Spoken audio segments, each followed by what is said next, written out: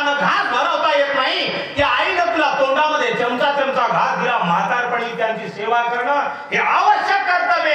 मी तर म्हणेन कीर्तनाला जाऊ नको. काय बंधायचं कीर्तनाहून? कीर्तन करून करून कोणाचं करशील? कीर्तन म्हणजे भजन कोणाचं करशील? पंढरपूरच्या पांडुरंगाचं करशील. आणि पांडुरंग कशासाठी आलाय? गोकुळाहून इथं पुंडलिकाच्या भावार्था झाला गोकुळी हुणी येता पुंडलिके काय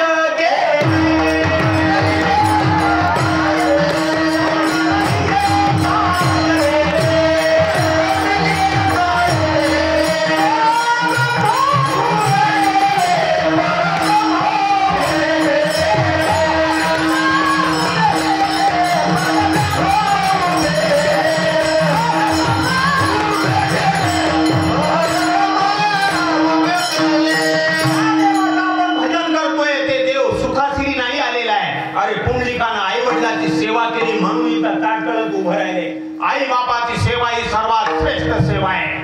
सज्जनो, हे आवश्यक कर्तव्य. हे कोणतं कर्तव्य? आवश्यक कर्तव्य. गुरुजनाचे वचन पाळणं हे आवश्यक कर्तव्य. धर्माचं काम कुठं होत असेल तर हिरिरीनं स्वतःच्या पैशाने जाऊन करणे आवश्यक कर्तव्य. आवश्यक कर्तव्य ज्यानं पार केलं ना, ज्यानं पार पाडलं, माफी मागून बोलतो त्याला असे अन्नदान, कुठं पैसे देणं, तांदळाचे कटे देणं काही गरज नाही, काही गरज नाही. सज्जनो, कर्ण एवढा दानशूर होता पण देवाच्या पदाला प्राप्त नाही झाला. भजनाशिवाय या कलियुगामध्ये दुसरं साधन येथे दुसरी नसरे आटी देवा भेटी जावया तो की घ्यावा एक चित्ते पण कसा करो नरीते कलेवर. जास्त व्याख्यान देत नाही. हे आवश्यक कर्तव्य. मला सांगा, इतराचा आदर ठेवणं, सन्मानानं वागणं, धर्माचरणानं चालणं हे आवश्यक कर्तव्य करावंच लागतंय. जर कोणी करत नसेल तर त्याला पशु म्हणतात. त्याचं नाव काय? पशु आहे. चला पुढे. आता पहिलं कर्तव्य कर्तव्य आहे अत्यावश्यक कर्तव्य. अत्यावश्यक कर्तव्य म्हणजे काय? आता जास्त खोलात जात नाही. मला सांगा, हरभरा राहते की नाही आपला? ते द्विदल राहते. द्विदल म्हणजे काय? त्याला दोन खपल्या राहतात आणि मध्ये मूळ राहते. ज्वारी कशी आहे? एक दल आहे. आखंड एकच राहते. द्विदल वेगळं, एक दल वेगळं. हे ना मी तुम्हाला म्हणणार, हे जे आमचं आहे ना, हे माझा हात बसलेलं हे द्विदल आहे. कसं आहे? याचं बॉडी वेगळी आहे, शरीर वेगळं आहे आणि मधून बोलिणार आहे वेगळंच आहे. त्याला आपण आत्मा म्हणतो. त्या आत्मा कोठं राहतो? त्याचा सिटी स्कॅन केल्यावर दिसतो काय? एमआर केल्यावर तरी दिसतंय काय? अँटी एमआर केल्यावर दिसतंय काय? कॉन्ट्रास्ट एमआर केल्यावर अजून कोणता डॉक्टर म्हणला नाही की याच्यातला आत्मा मला दिसला म्हणून. पण हे तर खरे, दिसला जरी नसला तरी आतमध्ये आहे. आता ऐका, आत्मा आणि शरीर या दोन्हीची पहिली गाठ. या दोन्हीची काय पहिली गाठ? जरा अवघडच असते. 22-23 वर्षा गाठ पहिल्यावर लई धुणं धुती अवघड राहते. जमलं नाही जमलं त्याचा आमच्याकडे येतात. हो निपटत का निपटत नाही, त्या गाठीचा परिणाम आहे. कळाले? तशी या देहाची आणि आत्म्याची काय पहिली गाठ पडली. आता लई डीप मध्ये फोन मध्ये जाऊ देत नाही. मला सांगा, गाठ पडल्यावर झालं काय? या आत्मा वेगळा आहे, आपला शरीर वेगळे. मला सांगा, याच्यातला प्राण निघून गेल्यावर हात नसतात काय? हात राहतात, नाक राहते, दात राहतात, पाय राहतात, सगळे राहतात. मात्र लोकच राहू देत नाही याची वाट काय? बरोबर आहे की नाही? याचा अर्थ याच्यातला काय गेला? आत्मा गेला. आता ऐका, स्पष्ट देतो. सासऱ्यानं दिलेला राहो का इकत घेतलेला राहो? पंखा, एसी हे आत्म्यासाठी का शरीरासाठी? हो सरळ म्हणावं, शरीरासाठी.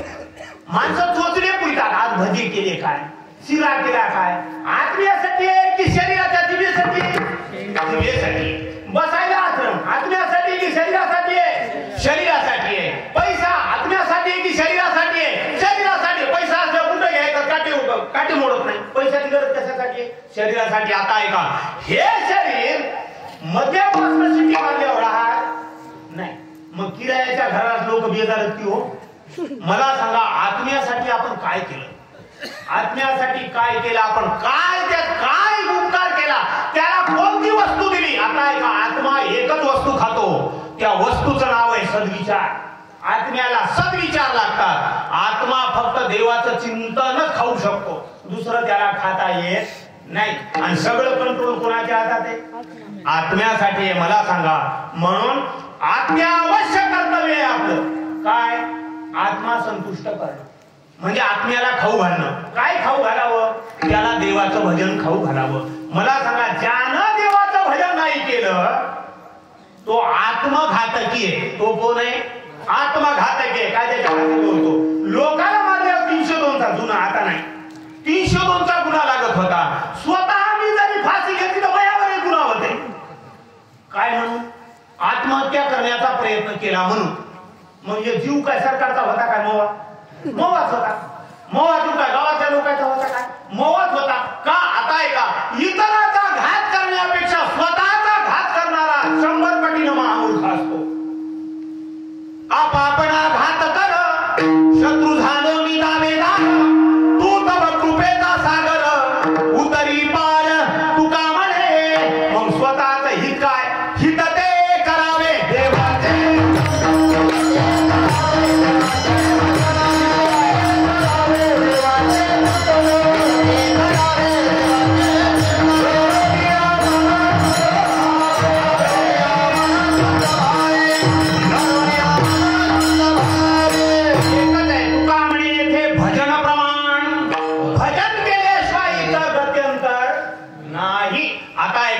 देवाचं भजन करणं हे ऐच्छिक कर्तव्य नाही.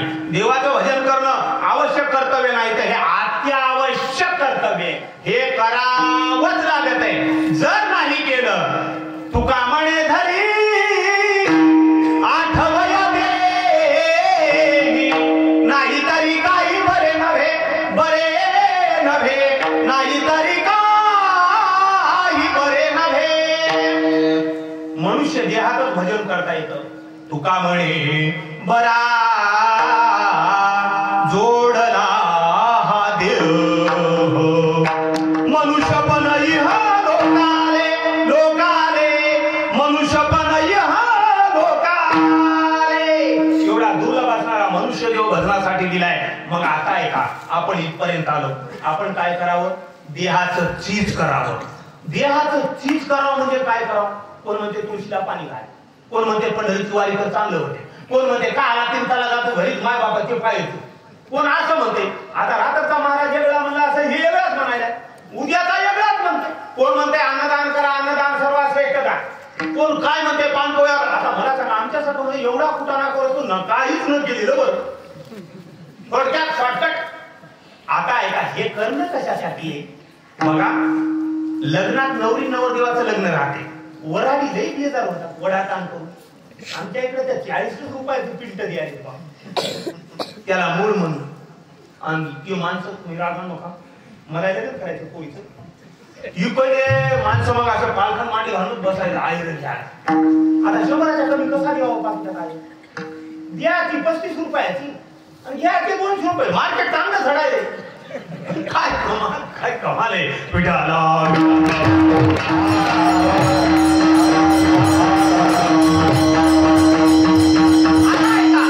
थोडक्यात होतो या. इथं मग नेमकं करायचं काय? आपण उद्धाराचं साधन करायचं काय? आता आहे का, उद्धाराचं साधन एकच आहे. ज्यानं आपल्याला इथं पाठवलंय त्याचं ध्यान करायचं. बरोबर आहे? ज्यानं आपल्याला इथं मी तर माझ्या मायबापाला लेटर लिहिलं नव्हतं. मला वाईमध्ये तुमच्या पोटी जन्माला पोरग म्हणून येऊ दे. मी काय पैसे भरले, तुम्ही भरले असे तर तुमचे तुम्हाला माहित बा. मी देवाला पैसे भरले, मला इकडे आले वाटलं तर तुम्ही काळीचे दिसायला आमचं खरबड येत नाही का?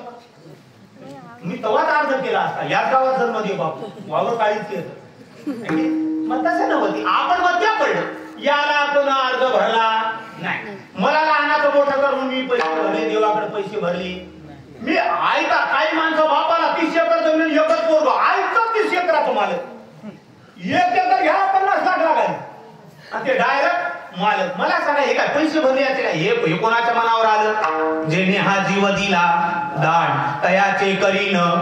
ज्यानं आपल्याला जन्म दिला त्याची आठवण करणं हे आपलं काय काम आहे? बघा, ज्यानं आठवण त्याची केली, पुन्हा एवढं करू नाही, अजून त्याचे जे इच्छा आहे पूर्ण करायला तो तयार आहे.